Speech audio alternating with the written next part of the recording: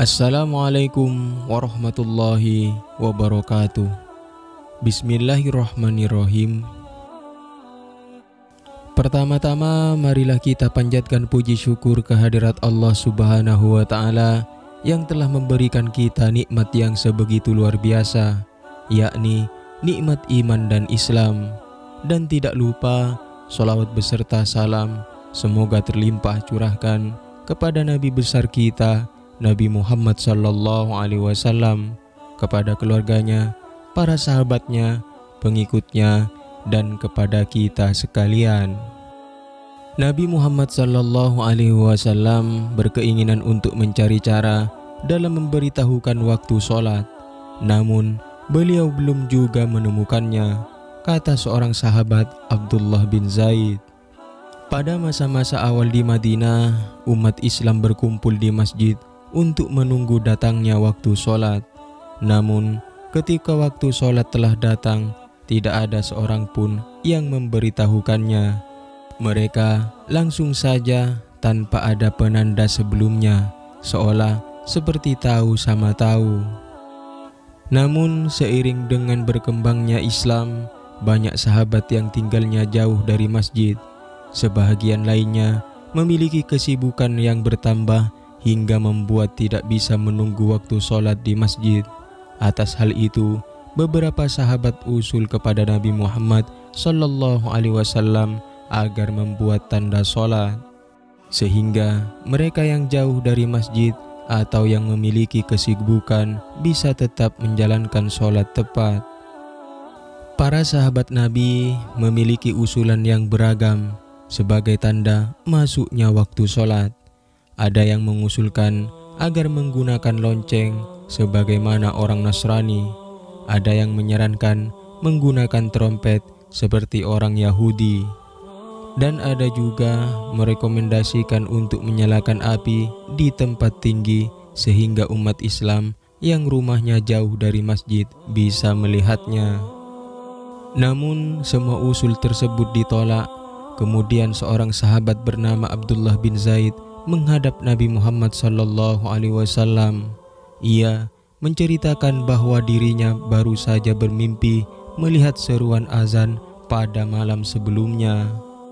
Dalam mimpi tersebut, Abdullah bin Zaid didatangi seorang berjubah hijau yang sedang membawa lonceng.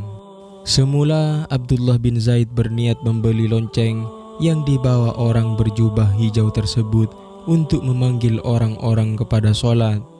Namun, orang tersebut menyarankan kepada Abdullah bin Zaid untuk mengucapkan serangkaian kalimat sebagai penanda waktu sholat telah datang.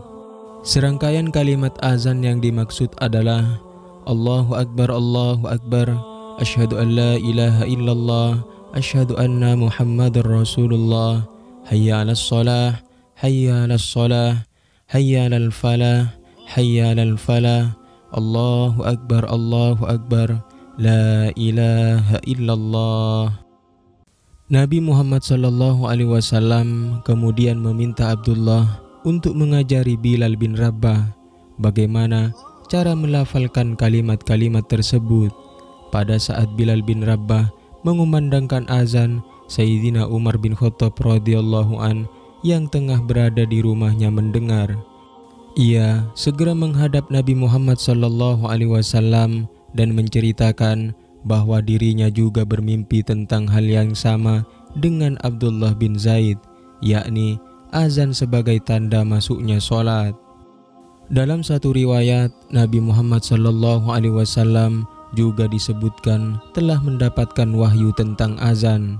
Oleh karena itu, beliau membenarkan apa yang disampaikan oleh Abdullah bin Zaid tersebut. Sejak saat itu, azan telah resmi sebagai penanda masuknya waktu sholat. Menurut pendapat yang lebih sahih, azan pertama kali disyariatkan di kota Madinah pada tahun pertama Hijriah.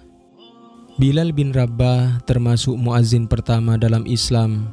Setidaknya ada 4 alasan mengapa Bilal dipilih Nabi menjadi muazzin. yaitu suaranya yang lantang dan merdu, menghayati kalimat-kalimat azan, berdisiplin tinggi dan berani. Ketika Nabi Muhammad SAW wafat, dia tidak bersedia lagi menjadi muazzin. Alasannya, air matanya pasti akan bercucuran manakala sampai pada kalimat Asyhadu anna Muhammadar Rasulullah, sehingga membuatnya tidak kuasa melanjutkan azan. Namun saat Khalifah Sayyidina Umar bin Khattab radhiyallahu an di Yerusalem, Bilal bin Rabah diminta untuk azan sekali lagi. Dia menyanggupi permintaan tersebut. Demikianlah kisah awal mula azan sebagai penanda masuknya waktu sholat. Mudah-mudahan video singkat ini bermanfaat. Wallahu a'lam bishawab. Assalamualaikum warahmatullahi wabarakatuh.